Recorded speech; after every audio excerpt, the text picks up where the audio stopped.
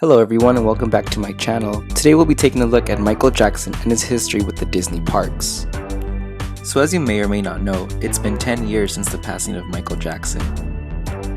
But did you guys all know about Michael Jackson and his history with the Disney parks?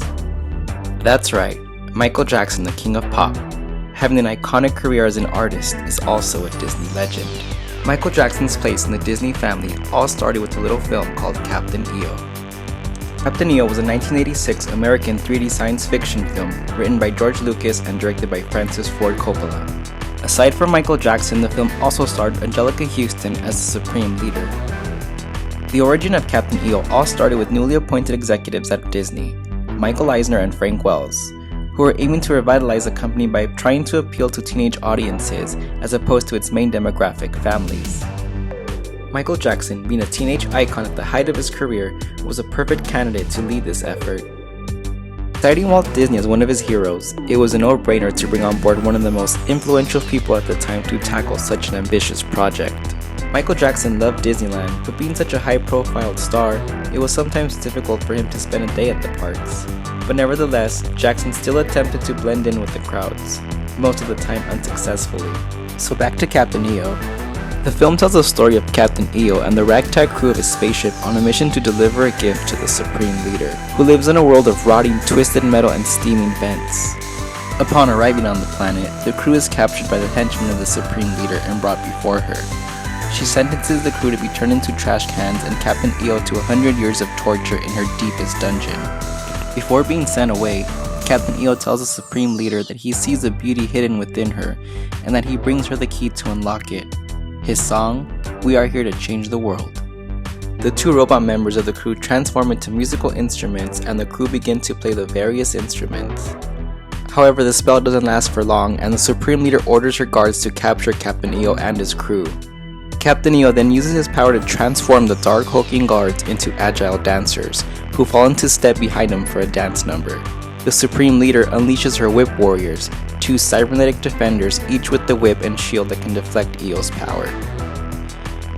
EO then uses his power to transform the Whip Warriors into dancers. Captain EO then flies up to the Supreme Leader and transforms her into a beautiful woman, her lair into a beautiful Greek temple, and the planet into a paradise. A celebration then breaks out to the song "Another Part of Me" as Captain EO and his crew triumphantly exit and fly off into space. At the time, the film Captain EO was considered to be groundbreaking as it was one of the first 4D films ever presented in a major theme park. The film used groundbreaking special effects, including asteroids, lasers, laser impacts, smoke effects, and star fields that filled the theater. These effects resulted in the 17-minute film costing an estimated $30 million to produce. At the time, it was the most expensive film ever produced on a per-minute basis, averaging out at $1.76 million per minute. The attraction of course was a hit with guests and the film ran for over a decade. However, over time the attraction became outdated and was removed in 1997. However, in 2009, following the death of Michael Jackson, Disney announced the attraction would be returning in February 2010, as well as Walt Disney World, Disneyland Paris, and Tokyo Disneyland. The film had a limited run until June of 2014, with Disneyland and other Disney parks around the world making way for other attractions. As a fan, I would love to see Captain EO return to Disneyland.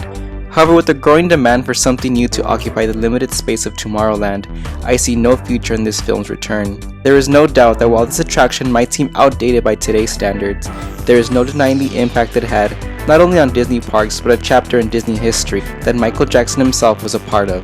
Long live the King. Thank you so much for taking the time to see this journey into the past. And as always, if you like this episode, please don't forget to subscribe and hit that like button to be notified for future videos.